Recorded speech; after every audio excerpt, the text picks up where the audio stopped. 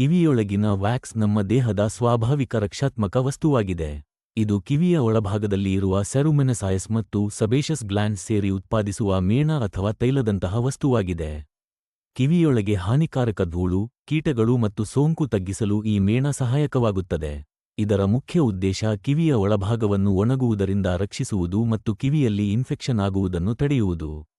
ಸಾಮಾನ್ಯವಾಗಿ ಕಿವಿ ತಾನೇ ಈ ಮೇಣವನ್ನು ಸ್ವಾಭಾವಿಕವಾಗಿ ಹೊರಹಾಕುವ ಪ್ರಕ್ರಿಯೆ ನಡೆಸುತ್ತದೆ. ಕಿವಿ ಮೇಣದ ಮಹತ್ವವನ್ನು ಅತಿಯಾಗಿ ಸ್ವಚ್ಛಗೊಳಿಸುವ ಅಭ್ಯಾಸದಿಂದ ಅರಿಯಬಹುದು.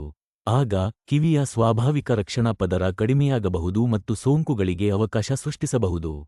ಕೆಲವೊಮ್ಮೆ ಹೆಚ್ಚು ಮೇಣ ಕಿವಿಯಲ್ಲಿ ಸಂಗ್ರಹವಾದಾಗ ಕಿವಿಯೊಳಗೆ ಸದ್ದು, ಕಡಿಮೆ ಕೇಳುವಂತಹ ತೊಂದರೆ ಉಂಟಾಗಬಹುದು.